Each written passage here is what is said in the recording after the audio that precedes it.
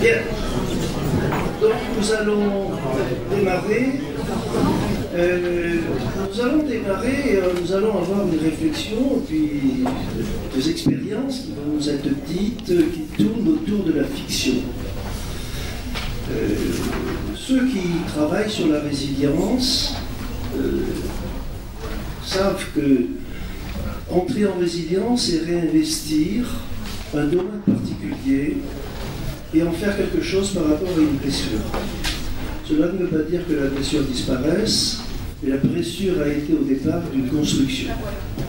Et dans cette construction, il y a non seulement la construction d'une œuvre, mais aussi la construction et quelquefois la reconstruction d'un individu. Nos anciens le savent, qui souvent arrivés à la fin de leur vie, se mettent à écrire.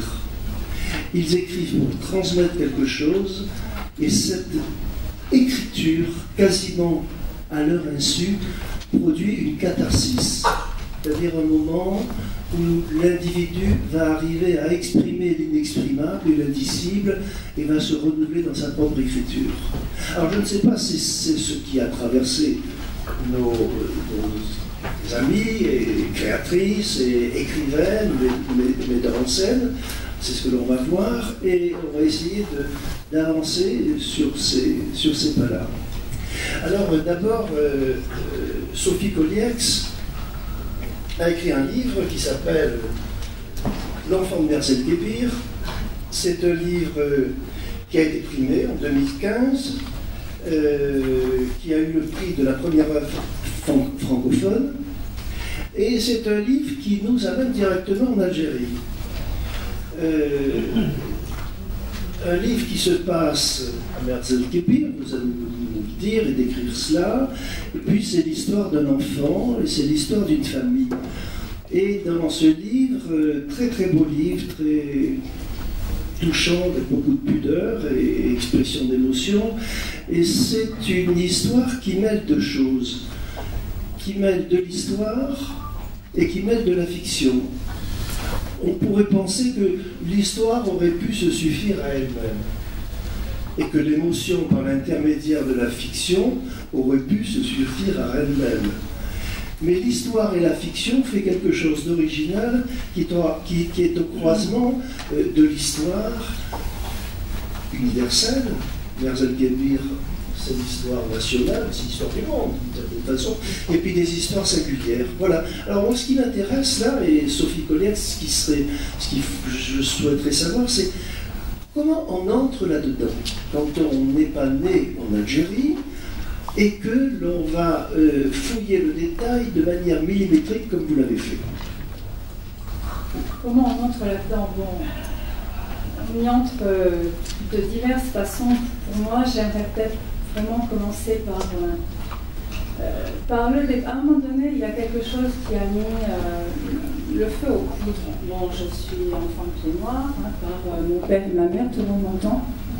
Donc nous, on était des enfants de pied noirs, donc on a entendu raconter ces histoires. Moi, très vite, j'ai perçu que mes parents étaient français, mais des Français pas exactement peut-être comme les autres, puisque dans les réunions de groupes, de familles, tout ça, j'entendais dire en France ils font ci, les Français par là, et c'était un petit peu comme si nous on était différents. Après on avait des pieds noirs, malgré le fait qu'on avait des mamans très soigneuses qui s'occupaient bien de nous, nos pieds n'étaient pas tout à fait les mêmes que ceux de nos petits camarades. Et puis on écoutait, moi j'écoutais beaucoup, et puis à un moment donné, il y a une dizaine d'années à peu près, au cours d'une conversation à table à la maison, maman commence à raconter que quand elle était petite, elle courait se cacher aux abris pendant les bombardements d'Alger. Alors moi, bon, j'ai fait des études universitaires, mais honnêtement, j'avais jamais entendu parler des bombardements d'Alger pendant la guerre. Je me tourne vers papa qui était là et je lui dis tiens, c'est curieux, à l'école on nous en a jamais parlé des bombardements d'Alger. Je me tourne vers mon père et je lui dis est-ce que ces Américains-là qui ont bombardé Alger, c'est les mêmes que ceux qui t'ont donné des bonbons à Oran? Et mes parents me disent oui, ça doit être les mêmes. Alors pourquoi ils ont bombardé Alger et ils ont aussi donné des bonbons? Et pour moi, ça a été un moment dans ma vie où je me suis dit finalement, cette histoire des pieds noirs, c'est pas seulement les pieds noirs qui sont pas bien compris, pas bien reçus, mais c'est aussi toute l'histoire finalement de la guerre mondiale et de la plateforme africaine et finalement de l'utilisation qui a été faite des départements du Maghreb pendant la guerre. Parce que moi, je ne les connaissais pas et je pense qu'on est très nombreux en France métropolitaine à ne pas les connaître. Et ça m'a lancé vraiment sur la voie des recherches, parce que j'ai trouvé dans les livres d'histoire, elle n'est jamais racontée, l'histoire voilà, l'armée d'Afrique, bon oui, de temps en temps, on ressort une petite histoire, un article de journal, mais voilà, le rôle joué par l'Afrique du Nord française pendant la guerre, il a été... oui, on peut peut-être dire rayé, parce que mon fils il a passé son brevet il y a quelque temps, il n'y en avait pas une ligne dessus, pour l'un du brevet. Et donc moi je suis allée chercher, et je suis allée aux archives de la Marine nationale. J'ai passé j'ai passé pas mal de temps aux archives de la Marine pour déterrer, en fait, vraiment déterrer l'histoire de la base navale de Mers-el-Kébir, qui a été un immense projet stratégique de la marine française qui s'est étalé sur plus de 30 ans, un chantier pharaonique. Et l'histoire de ce port est très mal connue, puisque bon, voilà, personne ne sait. Bon, les gens qui connaissent quand même un petit peu en France l'histoire de Mers-el-Kébir savent qu'il a subi le bombardement des Anglais après l'armistice. Mais le débarquement allié des Andalouses, il est déjà un petit peu moins connu. Et alors la construction de la base anti-atomique, alors là, je crois qu'il y a peut-être plus que quelques universitaires qui en ont entendu parler. Et moi, ça m'a tellement passionnée, finalement, j'ai été tellement passionnée par cette grande histoire que j'ai voulu la faire revivre. Et n'étant pas historienne de formation, je me suis imaginée de la faire revivre par le biais de la fiction, et donc je donne la parole à une famille de Kébiriens, des pêcheurs qui sont là et qui assistent à tout ça et qui sont embarqués. En fait, j'ai essayé de rapprocher la grande histoire des petites histoires. Voilà. Dans mon projet d'auteur aussi, j'ai eu à cœur, et ça très vite et depuis le début, d'éviter absolument la guerre d'Algérie, puisque je me suis rendu compte qu'en fait, tout ce que les gens connaissent de l'histoire de la présence française en Algérie, c'est en fait, ça se limite aux années de cette guerre. On dirait que l'histoire, elle s'est arrêtée là, et puis qu'elle se limite à ça, et que tout ce qui s'est passé avant, sur cette terre, et ben, tout d'un coup, voilà, ça n'existait plus. Donc mon histoire s'arrête en 1951 pour éviter justement d'avoir... Voilà, je m'arrête à une période où il va falloir tout d'un coup... Voilà, on va rentrer après dans les partis pris, dans la politique, et moi, aucun de mes personnages ne veut faire finalement de politique. Donc, cet enfant Mers-el-Kébir, c'est le fruit, en fait, c'est une reconstitution historique. Et donc, pour donner, évidemment, moi, j'ai pas vécu tout ça moi-même, pour donner de la chair et construire ma fiction, ben, c'est aussi le fruit d'un immense recueil de témoignages, de témoins. Des témoins de l'attaque des bateaux de juillet 40, bon, ils sont âgés maintenant, mais il y en a toujours, quelques-uns sont là, ils n'ont pas perdu la mémoire, ils sont très contents de raconter quand on leur demande. Donc c'est une double reconstitution. Et voilà, pour moi, c'était... je voulais, et j'ai voulu très tôt finalement, écrire ce livre de façon à ce qu'il puisse être lu par tout le monde. Je ne voulais pas que mes personnages fassent de politique, qu'ils soient... Je ne voulais pas être embarquée dans un débat. Je dois dire que j'ai cherché à publier en France. Je n'ai pas réussi à publier mon livre en France. Moi, donc je vis à Genève depuis quelques années. Et que par contre, les éditeurs suisses ont éprouvé énormément d'intérêt pour mon livre, puisqu'ils ont été plusieurs à me proposer un contrat d'édition pour ce livre, qui est donc étonnamment un livre suisse.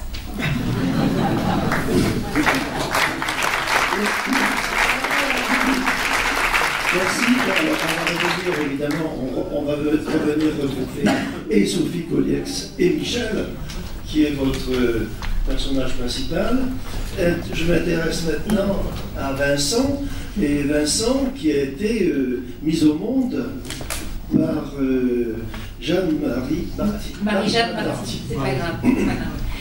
Bien, alors, là, c'est une approche. Alors, il est question d'Algérie, parce que l'Algérie est centrale dans ce roman, mais c'est une histoire qui démarre dans les années 30, 39, même avant. Oui, 30.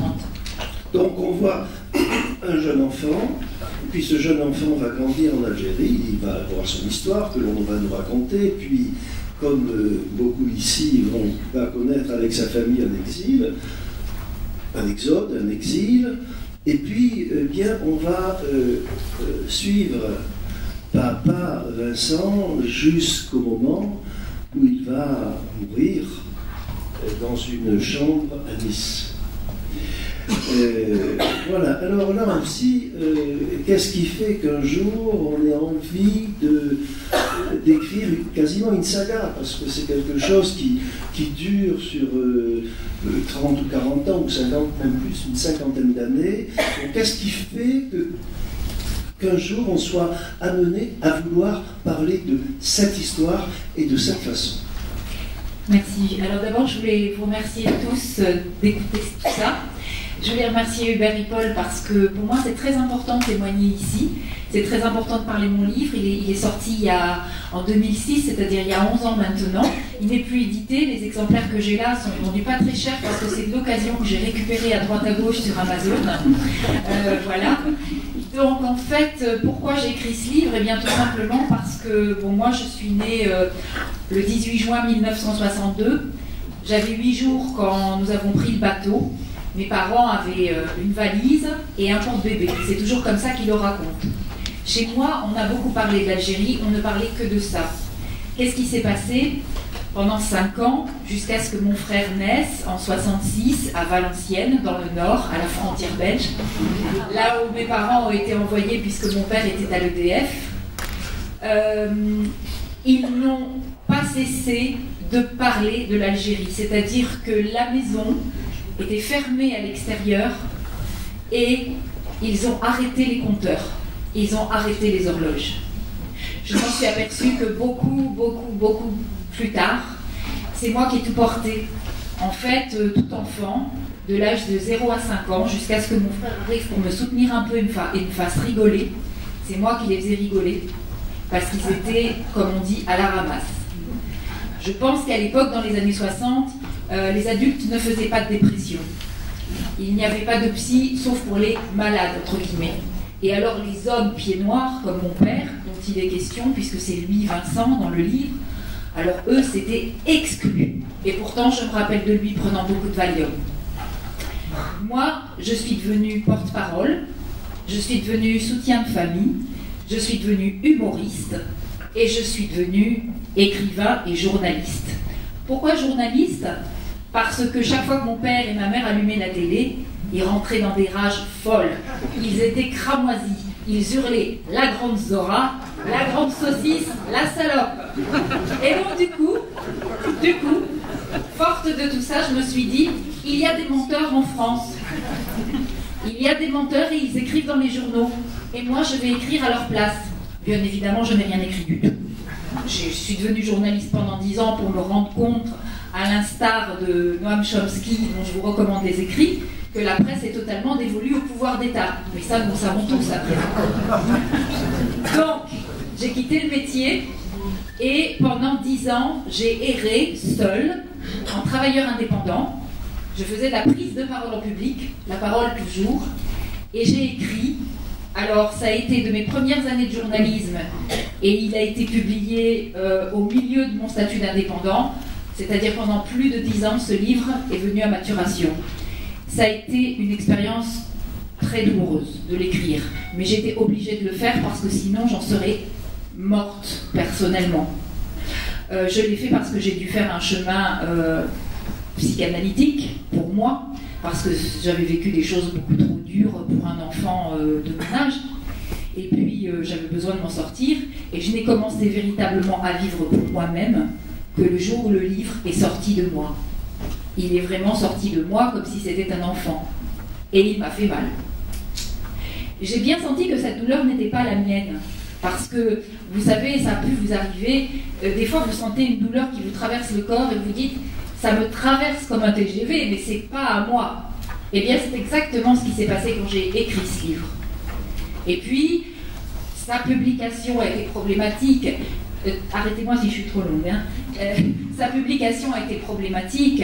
Je l'ai publié chez un premier éditeur, dont vous verrez l'édition là, qui a mis la clé sous la porte, qui m'a jamais payé mes droits.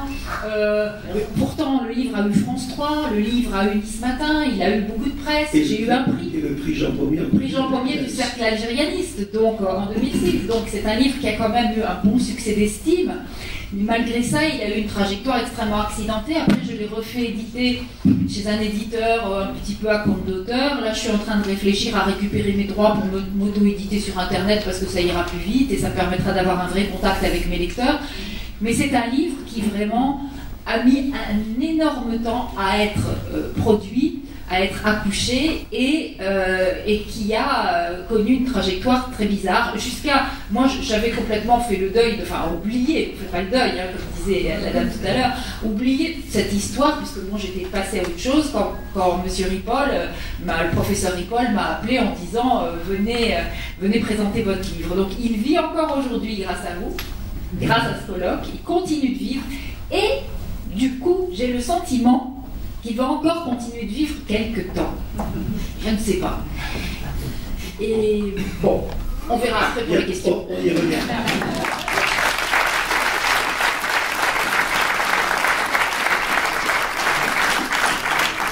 Alors, Catherine Ruiz, vous êtes metteur en scène de théâtre, écrivaine, scénariste, et vous dirigez une compagnie théâtrale qui s'appelle Les Nuages dans la tête.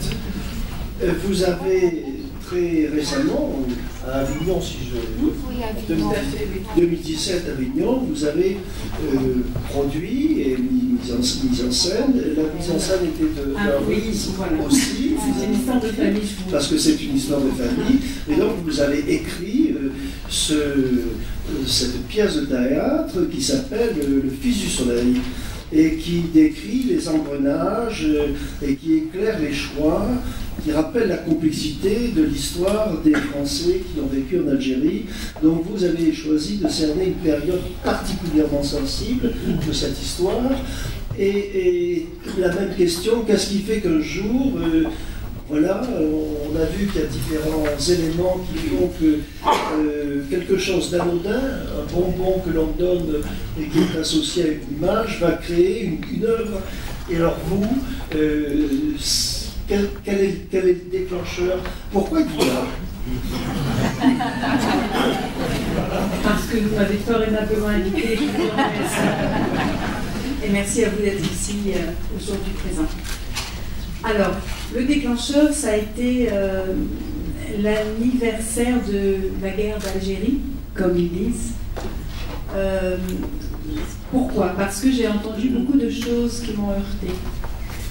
J'ai entendu beaucoup de choses qui m'ont questionné, qui en tout cas n'étaient pas l'image que j'avais de mes grands-parents et de mes parents, et que j'ai, comme Sophie, et je pense aussi comme Marie-Jeanne, eu besoin à un moment donné d'expliquer peut-être les choses. Et de raconter mon point de vue. Parce que l'histoire, en fait, c'est une histoire de point de vue. Et donc, en fait, le mécanisme a été simple. Il faut savoir, pour la petite histoire, que moi, fille de pied noir, mon seul lien avec l'Algérie, c'est mes parents. Et que l'Algérie, on n'en parlait pas trop à la maison. Je pense comme beaucoup de pieds noirs. Pourquoi? Parce que c'est une douleur encore béante aujourd'hui et que c'est toujours très douloureux pour mes parents d'en parler.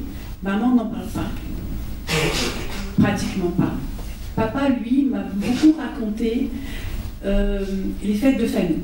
Ça, c'est quelque chose qui, je pense, en plus, manque beaucoup, et manque beaucoup aux pieds noirs en général.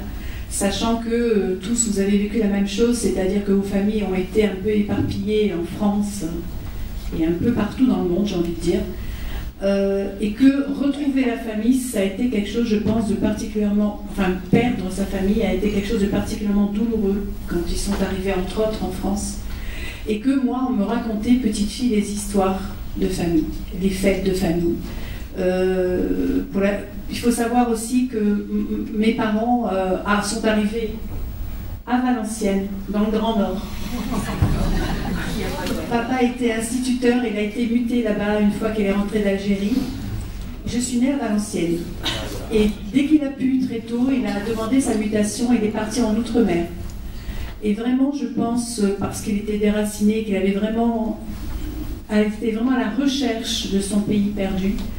Et il a cherché au soleil peut-être quelque chose qui lui rappelait son pays, qui, je pense, qu'il n'a jamais retrouvé de toute façon, et que aucun pied noir ne retrouve de toute façon. Et voilà, moi, comment j'ai vécu l'Algérie. J'ai vécu l'Algérie, en fait, après, par le départ, si je puis dire ça comme ça. Et on ne parlait pas d'Algérie. Je ne savais pas, moi, que mes parents avaient des origines pieds noirs. Je sais que beaucoup de pieds noirs n'aiment pas ce terme, mais bon, comment appeler notre communauté si ça n'est que par ce terme-là? Et puis moi, ça me va bien, parce que c'est quelque part notre identité. Donc, voilà. Et papa, donc, j'ai découvert peut-être à 12 ans, un jour, quand je mangeais le couscous, parce que chez nous, la nourriture, vous aviez raison tout à l'heure de dire que c'est quelque chose qui nous unit religieusement. Et à chaque fois que mon père mange un couscous, il pense toujours à sa mère, et ma mère pense à la sienne. Et donc c'est en général autour d'un couscous, autour de tous les plats pieds noirs, qu'on parle de l'Algérie. Et uniquement à ce moment-là chez nous. Et voilà comment je connais l'Algérie. Je suis arrivée en France, j'avais 18 ans, et j'avais pas du tout réalisé comment avait pu être vécue l'arrivée des pieds noirs en France.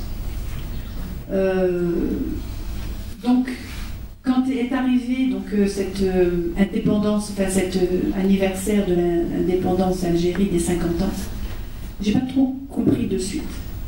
J'ai eu besoin d'explications que mon père, bien sûr, ne me donnait pas, si ça n'est par des colères devant la télévision.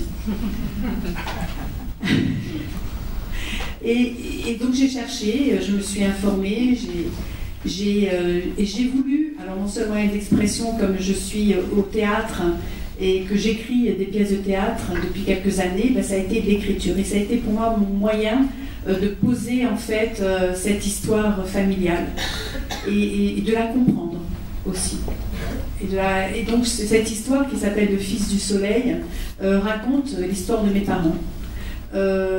C'était important pour moi pareil, de la même façon que Sophie, de ne pas m'intéresser à l'histoire avec un H majuscule, mais vraiment à la petite histoire, à celle au pied noir, à la personne, à l'individu.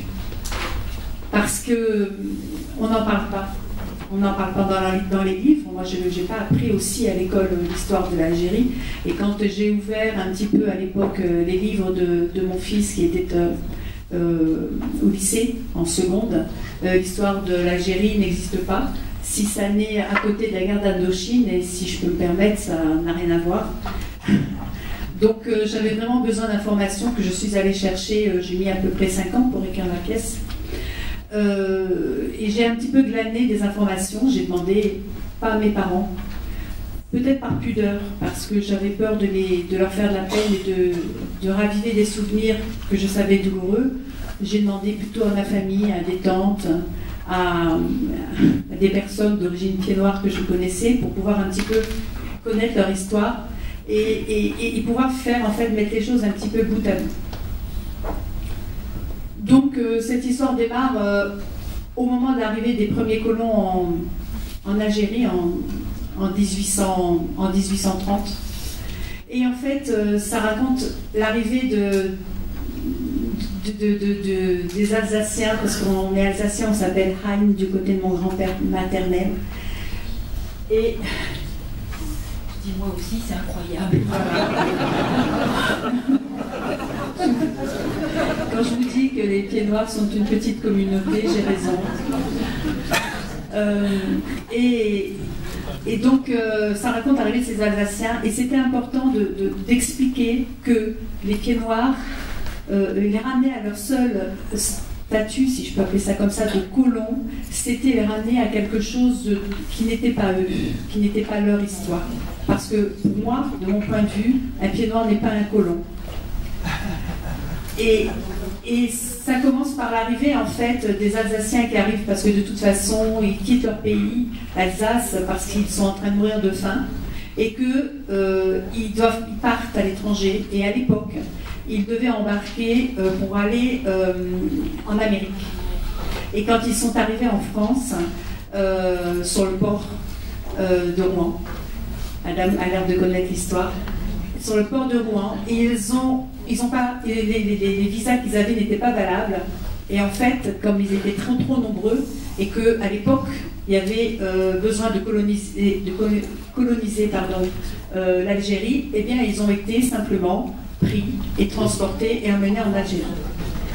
Donc, il y a beaucoup de Pieds Noirs qui sont arrivés comme ça en Algérie parce qu'ils partaient de leur pays pour fuir la misère, pour fuir peut-être une problématique politique dans leur pays, comme notamment en Espagne à l'époque. Voilà. Et 99% des Pieds Noirs sont partis, non pas pour coloniser, mais pour trouver un meilleur ailleurs, pour trouver une meilleure vie et donner à leurs enfants une meilleure vie. Et ça, c'était important pour moi que ça soit entendu. Et c'est ce qui explique, et c'est ce que raconte en fait cette pièce. Elle raconte aussi qu'au bout d'une centaine d'années, on leur a dit, eh bien maintenant vous partez. De la même façon qu'on leur a dit, venez vous installer, vous allez vivre heureux et vous allez avoir des enfants et vous allez enfin être bien, on leur a dit un jour, maintenant vous partez. Et ça aussi c'est important individuellement, pour l'individu qui est le Pied Noir, d'entendre, que les autres entendent, les non-Pieds Noirs, si je puis dire, et même les enfants de Pieds Noirs, entendent qu'à un moment donné, c'est une vraie manipulation en fait, d'un pouvoir politique. Donc, comme disait tout à l'heure Marie-Jeanne, que nous sommes juste des pions et on nous emmène dans un endroit où on dit voilà, vivez heureux, maintenant c'est à vous, ok, et on vous relève sans quelques années après en vous disant eh bien vous n'êtes plus chez vous. Comment peut-on accepter ça? Comment et c'est ce que pose la pièce comme problématique. Et l'arrivée ensuite derrière, en France, dans un pays où on nous dit qu'on est chez nous. C'est-à-dire qu'au début, tous les Européens d'Algérie sont arrivés, n'étaient pas français, on est d'accord, à part des Alsaciens, peut-être des Provençaux, mais il y avait majoritairement des Maltais, des Espagnols, des Italiens, etc. On leur a appris à être français, on leur a demandé d'être français, et au bout de quelques centaines d'années, on les renvoie en France en leur disant, et les gens qui les accueillent, les Français qui les accueillent leur disent « mais vous n'êtes pas Français ». Donc ça c'est expliqué dans la pièce et c'est ça qui m'a questionné à moi. Et quand moi je suis arrivée, je suis rentrée de métropole avec mes parents, que je suis arrivée et que j'ai entendu dire, j'étais toute jeune fille, qu'un Pied Noir n'était pas français, j'ai pas compris ce qu'on me disait. Parce que pour moi, il n'y a pas plus français qu'un Pied Noir. On m'a appris de toute petite fille qu'un Pied Noir était français. On a appris à nos ancêtres, à mes arrière-grands-parents, qui sont arrivés justement pour qu'ils rentrent dans le moule français, à l'espagnol, à l'italien, à tous ces gens-là, à l'allemand. On leur a dit, vous êtes français, vous devez être français, vous devez apprendre le français. Et ils arrivent en France, et on leur dit, vous n'êtes pas français. Et moi, quand j'arrive en France, on me dit, mais qu'est-ce que c'est un Pied Noir? C'est pas français. Voilà mon questionnement. Et après, quand au moment de l'anniversaire de l'indépendance d'Algérie aux 50 ans, j'entends des choses terribles sur les colons. Je ne savais même pas que mes parents pouvaient être considérés comme des colons. Si je peux me permettre de rajouter quelque chose, il ne faut pas perdre de vue que les populations qui ont été envoyées en Algérie, c'était, comme dirait Sartre et de Beauvoir, en parlant de Camus, vexés qu'ils étaient, qu'il ait eu le Nobel, ce petit blanc. C'était des petits blancs, et c'est des petits blancs. Il y a des statistiques qui sont sorties en sociologie qui prouvent que la plupart des rapatriés d'Algérie n'étaient pas des gens fortunés. La fortune qui a été amassée lors de la colonisation, elle se trouvait en France. Hein, c'est les filatures, c'est les aciéries, c'est tous ces gens-là qui éclusaient leur fonds de commerce chez les pieds noirs. Et après, il a fallu que les pieds noirs rentrent en France et ils continuent de payer les pots cassés de cette politique-là. Et moi, je pense que l'histoire de l'Algérie, c'est aussi une histoire politique et, j'ose le dire, de lutte des classes. Alors, intéressant, certes, mais c'est moi qui dis.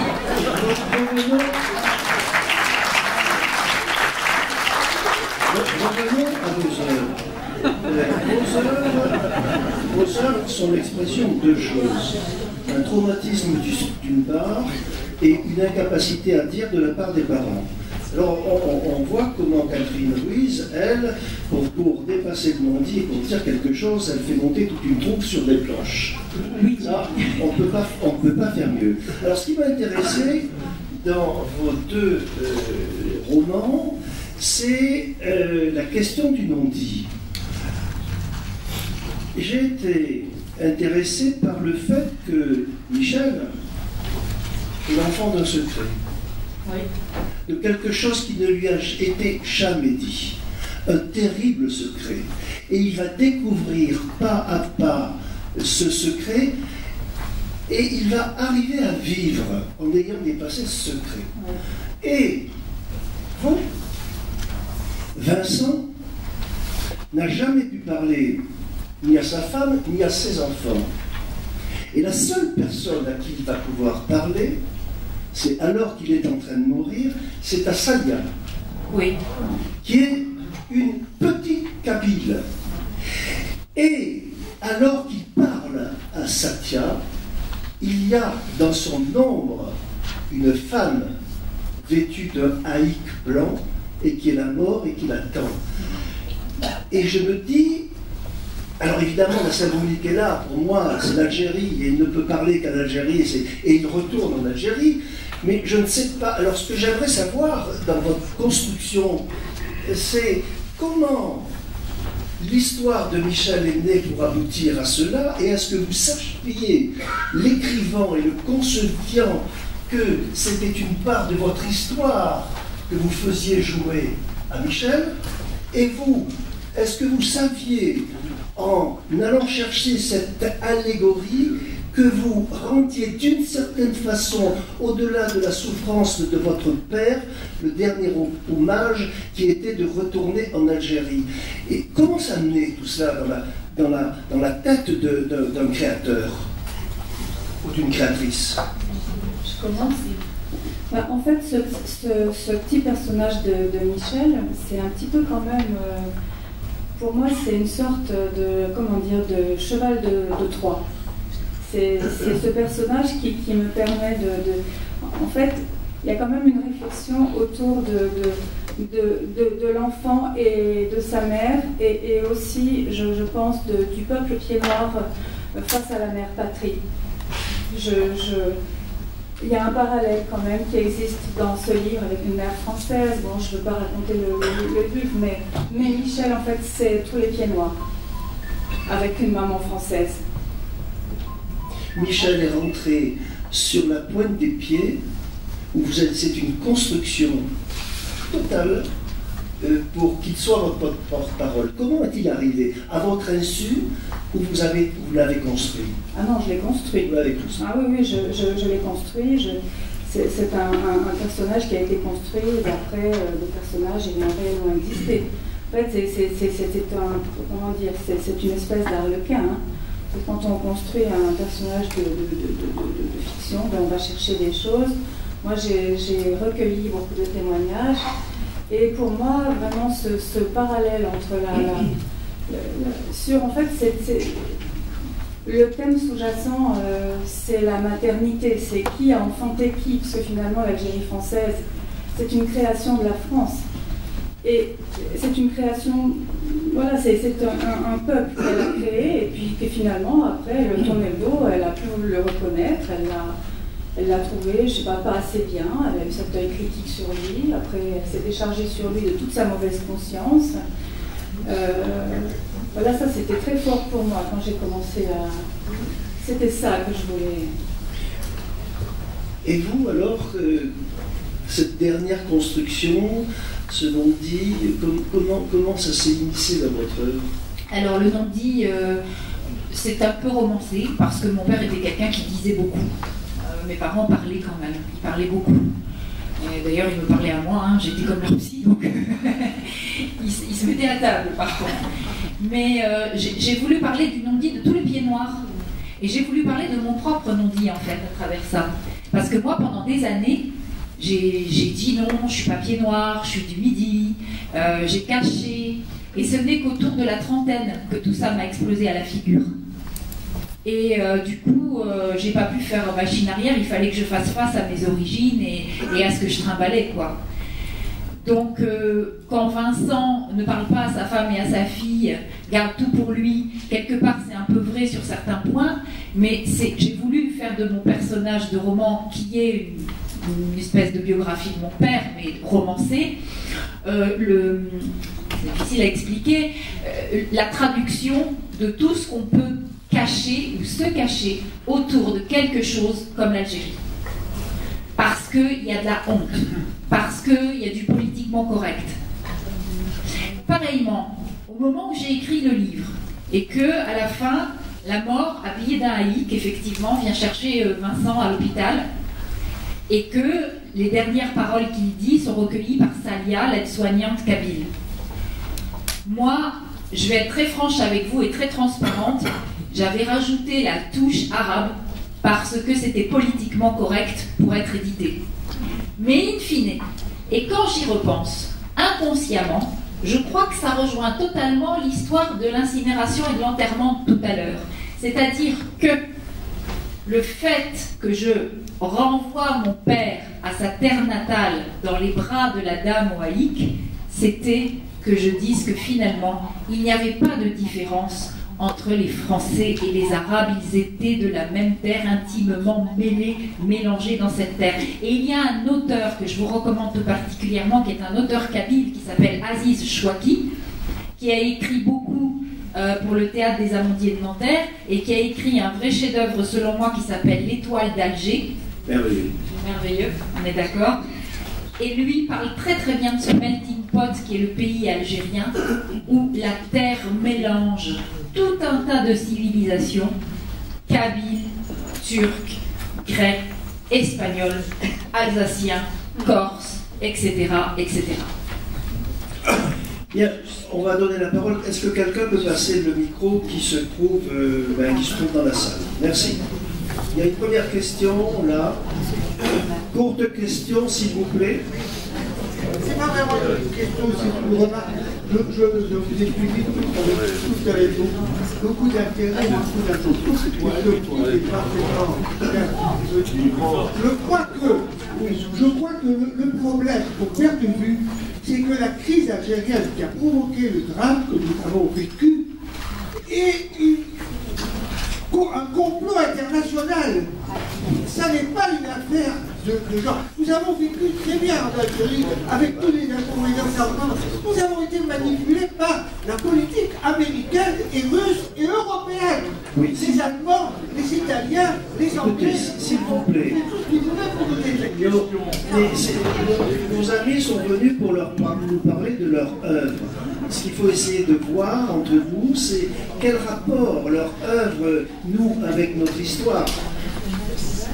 C'est une question importante que vous soulevez, mais bon, pas ici.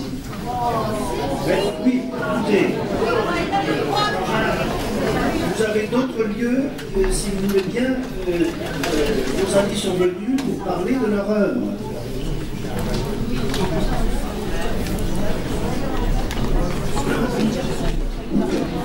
Alors, si vous permettez, j'ai envie de rajouter quelque chose.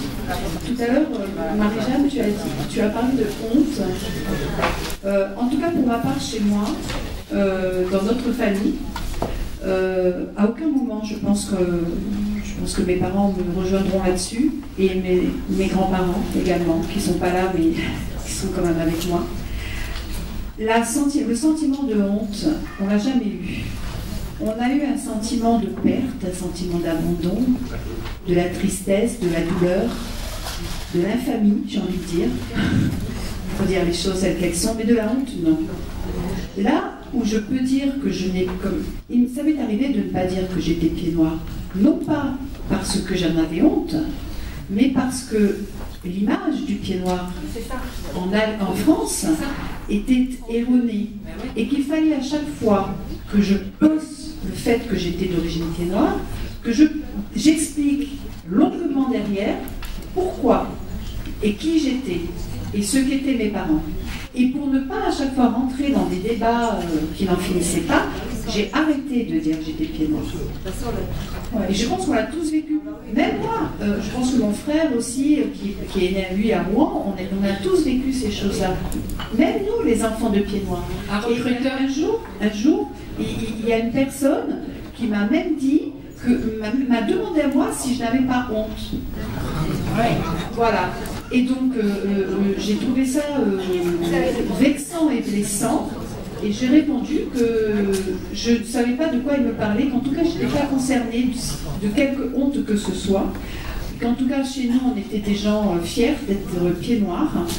Et que le colonialisme ne nous concernait pas, même s'il faisait partie de notre famille, et que de toute façon, quand on va dans un pays, et si je peux me permettre, pour remettre les choses dans le contexte de l'époque, en 1830, c'était, entre guillemets, normal d'être colon. Être colon à l'époque, aller dans un pays, c'était aller porter, parce qu'on considérait que nous, les Européens, nous étions des races supérieures, aller apporter à des races dites inférieures la connaissance, la culture, la religion, parce qu'ils n'avaient pas la religion adéquate. C'était ça à l'époque, c'était normal, d'accord? Et c'est ce qu'ils faisaient normalement, aller cultiver et enseigner les peuples inférieurs. Tous les États-Unis sont basés comme ça. Toutes les États-Unis ont fonctionné comme ça. Et c'est ce que nous, à l'époque, en 1930, nous faisions. Et c'était dans la conscience de l'époque, et en rien c'était une honte. C'est que les mentalités ont évolué et qu'on a dit qu'après le colonialisme, c'était effectivement, ça avait des conséquences que maintenant, nous, gens plus modernes, nous pensons pas correctes pour l'individu. D'accord? C'était une atteinte aux droits des individus, ok, mais pour l'époque, c'était pas le cas. Et moi, aujourd'hui, quand on va me demander si j'ai honte de cette histoire-là, je réponds que je n'ai pas honte. Je suis fière de mes parents, de ce qu'ils ont fait là-bas en Algérie, et de mes grands-parents. Ils sont partis à zéro. Ils ont construit tout un pays, rien qu'avec la force de leurs bras. Et ça, je suis fière. Et ça, je suis fière. Voilà. Et je finis. Et moi, j'ai écrit Le Fils du Soleil, d'abord parce que j'ai 3 fils qui sont mes soleils, et que j'avais besoin aussi d'expliquer à mes fils-enfants d'où ils venaient, quelle était leur histoire, quelle était leur force. Pour moi, c'est une force que d'être un pied noir. Et j'avais besoin de leur expliquer ça. Et quand on a monté, parce que c'est mon fils qui a fait la mise en scène, et c'est mon fils qui est directeur de la compagnie des nuages dans la tête, quand il a monté la compagnie, il m'a demandé si je ne voyais aucun inconvénient à ce que les acteurs n'aient pas de lien avec les pieds noirs. Parce qu'il voulait que cette histoire soit, de son point de vue, qu'il puisse transmettre en fait l'histoire pieds noirs à tout à chacun. Et donc j'ai accepté, et les acteurs, aucun acteur n'est pied noir en dehors de mon fils qui a des origines pieds noirs. Voilà, c'est ce que je voulais préciser, ça me semblait important. Merci. Sophie Goliath, si vous voulez rajouter quelque chose. Je voudrais dire, concernant ce livre qui a obtenu un prix de l'Association des écrivains de langue française, que ce roman a obtenu ce prix grâce à l'intervention et au soutien d'un écrivain algérien assez connu. Et voilà, je voulais dire ça, parce que tous les Algériens qui ont vu ce livre, ils l'ont aimé, parce que tout d'un coup, finalement, c'est aussi leur histoire. Et je pense que finalement, pour aller un peu de l'avant, parce que maintenant, l'histoire, elle est écrite, voilà, il faut... moi, ce que j'aimerais dans mon avenir d'auteur, c'est partager davantage avec eux. D'ailleurs, j'ai des projets en cours en ce moment avec des écrivains de l'autre côté de la Méditerranée. Je pense que ça peut être une voie, finalement cette histoire, c'est une immense déchirure pour les peuples des deux côtés, moi je le ressens très fort, et puis je ne sais pas, peut-être les artistes, les créateurs, les écrivains, enfin tous ceux qui sont capables qui ont la possibilité d'échanger de cette manière, essayer peut-être d'écrire un avenir qui irait un peu comme ça. Enfin, en tout cas pour moi c'est... D'autres questions dans la salle. Ça s'adresse à Madame Ruiz. Oui. La façon dont vous présentez votre pièce de théâtre, la façon dont vous la contez, me réconcilie un peu avec ce que j'ai entendu. Je n'ai pas entendu beaucoup parce que j'ai assisté à la présentation de l'œuvre lors du congrès du cercle algéraniste et je n'ai pas eu le courage d'attendre la fin. Je suis sorti bien avant. Parce qu'il y avait un certain nombre de choses qui m'interpellaient, je vous les dirai éventuellement. Oui, volontiers. Oui. Ce que je voulais savoir et ce que je voulais avoir, c'est avoir le texte exact de manière à pouvoir éventuellement y faire une critique ou vraiment vous complimenter. Je vous le ferai passer avec plaisir. D'autres questions?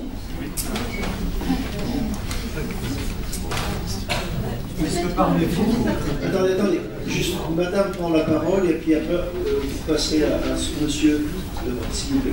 Alors j'ai eu l'impression, peut-être à tort, que vous employez le mot colon avec beaucoup de prudence, comme si c'était un gros vilain mot. Or, je me permets de rafraîchir un peu les mémoires, et certains les plus anciens la confirmeront, mais moi je me souviens, quand j'étais jeune et petite en Algérie, on disait « mon père il fait le colon », ça veut dire « je faisais paysan ». Et c'est pas le mot colon qui a la connotation aujourd'hui. Mais je suis d'accord avec vous. Mais mon père il fait le colon, voilà. Mais donc c'est pas un gros vilain mot. Non. C'était cette petite précision. Monsieur, vous vouliez prendre la parole devant? Vous voulez prendre la parole? Parmi vous trois, est-ce que vous êtes retourné en Algérie relativement récemment? Oui, je suis allée en Algérie il y a 6 mois, donc bien après l'écriture, la publication de ce roman. Je suppose, comme beaucoup de mes camarades qui sont retournés, ont reçu un accueil chaleureux. Plus que chaleureux, bienvenue chez vous, pourquoi vous êtes parti. Oui, revenez quand vous voulez.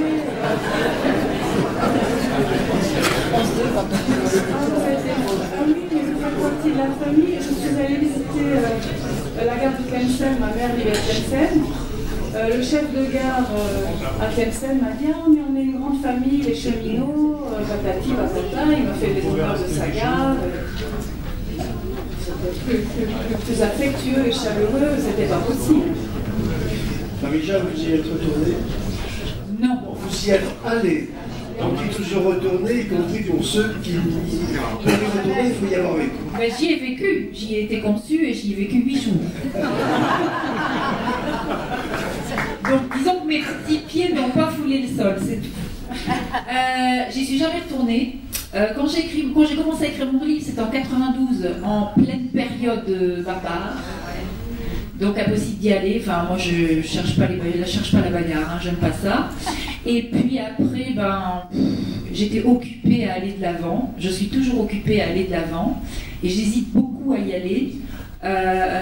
Peut-être que symboliquement ce serait très bon pour moi, mais bon voilà. J'attends que l'occasion me saute au visage et me dise voilà, faut y aller. Mais pour l'instant, je n'y suis pas retournée.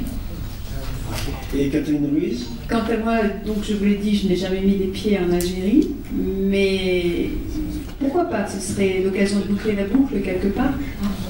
Hein? J'irai peut-être avec mon père et ma mère. Pourquoi pas? Et mes enfants, je ne sais pas. Mais oui. faire retourner la Ce que j'aimerais juste dire sur ce voyage en Algérie, que bon, en allant là-bas, je m'attendais à être submergée d'émotions, voilà, de l'émotion qui m'a été léguée en héritage par mes parents, mes grands-parents, mes arrière-grands-parents. Ben, ça n'a pas été le cas. Et j'ai pensé tout le temps, pendant tout le temps de ce voyage, et j'ai pensé aux pieds noirs. Et je me suis tout le temps demandé, tiens, est-ce que je les revois là? Le pays a changé, le temps est passé, et je n'arrivais pas du tout à revoir ma mère, mon oncle, ma grand-mère, à Tlemcen, comme ça. Pour moi, c'était vraiment... Bon, je pense que j'ai pu visiter, entrer en contact avec les gens sans être trop... Je pense qu'en tant qu'enfant, on a quand même la distance nécessaire que nous, on n'allait pas s'effondrer en larmes devant des maisons où finalement nous n'avions pas vécu. Donc j'ai pas pu vous imaginer là, ça collait pas pour moi l'Algérie. Maintenant c'est l'Algérie de maintenant. Voilà, le temps est passé et puis les pieds noirs, ils se sont séparés de cette terre. Les Algériens se sont séparés des pieds noirs, pour eux c'est très très douloureux aussi. Ça peut-être, on en parle moins parce que peut-être pour eux de côté de la Méditerranée c'est plus difficile de le dire. Mais c'est voilà, le temps est passé et les histoires, je pense qu'il faut les écrire autrement. Et alors, après ce premier essai, réussi d'ailleurs, où vous êtes rentré en pied-noiritude, en plein pied, est-ce que c'est un... On a vu quelle était la fonction que cela a joué pour vous, psychologiquement, et pour votre famille peut-être. Mais alors, est-ce que vous allez poursuivre? Est-ce que vous poursuivez chacune? Oui, Sophie? Oui. D'abord, moi, dans mon orientation professionnelle, donc je suis devenue, je suis professeure de français langue étrangère, et donc je donne des cours de français à des migrants. Donc les gens qu'on voit sur la Méditerranée, là, sur les bateaux, et ben moi, finalement, cette histoire de Méditerranée et de bateaux, elle est restée en moi quelque part, puisque maintenant, ben voilà, j'ai en face de moi ces gens et j'essaie de leur apprendre la langue. Voilà. C'est pas facile. J'ai des projets d'écriture, j'ai un projet d'écriture en cours avec un écrivain algérien en ce moment. Et surtout, mon rêve secret, ce serait que mon roman soit publié en Algérie. J'essaye. J'ai quelques pistes, je ne sais pas si ça... Voilà. Je travaille, mais pour moi, ce serait une immense récompense pour ce roman. Et vous? Alors, moi, j'ai écrit d'autres choses à part ça, plein de trucs. Là, ça fait un moment que j'ai plus écrit parce que je travaille et il faut gagner sa vie. Donc, je suis commerciale. Mais en fait, moi, quand j'ai eu écrit ce livre, je suis allée jouer, quoi. J'allais pas jouer quand j'étais petite. Je faisais pas semblant. Quand j'ai eu fini ce livre, je me suis inscrite dans une école de théâtre. Et je me suis mise à jouer. Donc moi aujourd'hui, ce que j'aimerais faire au niveau artistique, c'est plutôt du théâtre, en écrire et en jouer. Mais il faut que je trouve le temps, c'est tout. Mais sinon, voilà, je poursuis. Et vous, Catherine Ruiz? Eh bien moi je continue d'écrire toujours parce que j'écris des pièces de théâtre pour ma troupe qui s'appelle La Troupe de la Fontaine à Grance. Donc j'écris essentiellement des pièces dont le thème est plutôt le boulevard, le comique, etc. Il se trouve que ma première pièce dramatique s'appelle Le Fils du Soleil, mais je ne sais pas si je réécrirai, j'aurais peut-être quelque chose à rajouter un jour, mais je vais laisser un petit peu le temps passer. Je vais surtout laisser mon fils tourner avec sa compagnie, avec cette pièce qui tourne bien. D'ailleurs, je me permets, si vous le souhaitez, j'ai quelques dossiers de presse, si vous en voulez, je vous les fais passer. Et voilà, donc je vais les laisser tourner, ils tournent sur la région, ils tournent bien. Elle évolue cette pièce parce que on écoute ce que les retours du public et on s'adapte en fonction de ce que nous disent les gens. C'est une pièce qui a besoin et qui va, je pense, vivre sa vie et que je vais laisser vivre. Voilà. Et puis après, on va voir. Est-ce qu'on pourra la voir dans la région? Je sais bien qu'il y a des gens de Valenciennes, il y en a du Havre, mais bon, voilà. Est-ce que dans la région, on va pouvoir voir cette pièce? Alors normalement oui, j'ai quelques, on dit touches dans mon jargon, j'ai quelques touches sur la Grande Motte, Montpellier, voilà, donc j'attends des retours. On a joué la dernière fois, comme le disait très justement le monsieur hier, dans le cadre du cercle algérianiste. Et puis on joue, donc c'est notre métier, donc on va là où nous porte le vent. On a joué pas mal sur la région de Salon-Provence, Lançon, etc. Voilà. Voilà, nous sommes des artistes, nous sommes des théâtreux, on va là où on nous demande. Je crois qu'il va falloir arrêter parce qu'on a quelque chose derrière. Avant de vous remercier, vous remercier pour le travail de passeur, de passeuse que vous faites, parce que de la même façon que les historiens, vous entrez par la petite porte qui est celle des émotions, mais qui, au regard de l'histoire, est vraiment la petite porte, mais au regard de ce que nous sommes, est vraiment la grande porte. Et au-delà de nos émouvoir, à chaque fois que vous faites éprouver cette émotion à quelqu'un qui n'est pas pied noir, c'est une victoire. Ah oui. Et il faut que vous qui êtes ici, vos amis et autres, il faut que vous investissiez dans ce travail de passeur, peut-être d'abord pour vos familles et ensuite pour un plus grand nombre. J'ai des retours très très positifs de gens qui ne sont pas d'origine pied noir et qui viennent me dire et qui viennent me remercier parce que ils ont découvert l'histoire des pieds noirs et ils ont appris énormément de choses avec cette pièce. Et ça, c'est vraiment la chose très positive pour nous.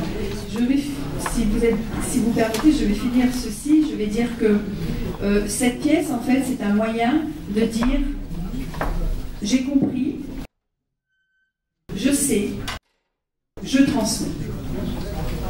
Merci.